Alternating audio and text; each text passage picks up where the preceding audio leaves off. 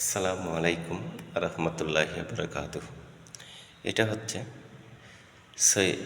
হজরত সৈয়দ মৌলানা মাহবুবুর রহমান শাহ রহমতুল্লাহ আলী দরবার শরীফ পটিয়াতে অবস্থিত।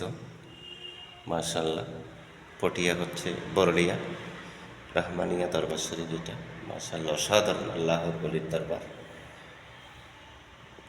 আল্লাহর ওলির দরবার আসলে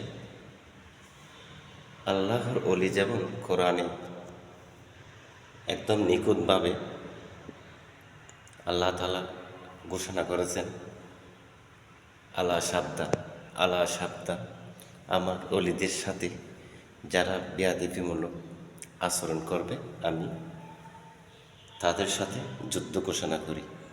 এটা হচ্ছে স্বয়ং আল্লাহ তাআলার বাণী।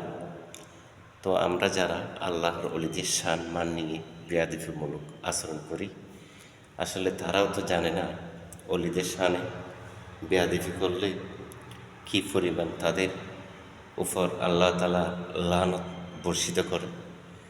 তো সেজন্য বলবো, আমরা অলিদের শানে বেয়াদবি না করে, মাজার হচ্ছে একটি জিয়ারতের স্থান। তো এই জিয়ারতের স্থানে এসে আমরা হচ্ছে খুব ধরতে গেলে আমরা পাপী বান্দা। তো এই আল্লাহর হাস্তি অলিদের দরবারে এসে কিছু দোয়া দরুদ পড়ে আল্লাহর অলিদের যে আমাদের যে মনের খুব বাসনা, যেগুলো আমরা দরবারে আসলে, অলিদের সান্নিধ্যে আসলে আমাদের যেন আল্লাহ তাআলা আমাদের গুনাহ মাফ করে। তো আল্লাহর এই হাস্তি অলিদের দরবারে এসে আমরা গুনাহ মাফ চাই। এটা 30তম এই বংশধর উনি। তো সৈয়দ হজরত মাহবুবুর রহমান শাহ রাদিয়াল্লাহু তাআলা আনহুর এই রহমতুল্লাহ আলাইহি আনহুর এই যে বংশধর। তো আমরা আল্লাহর অলির শান মান নিয়ে বেয়াদবি না করে আসুন সবাই আল্লাহর অলির দরবার জিয়ারত করি।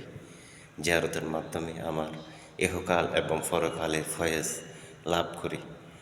তো দেখেন, আল্লাহর অলির দরবার এত যে সুন্দর হতে পারে, সেটা দুনিয়াতে যেমন তারা বাদশাহগিরি করে গেছে,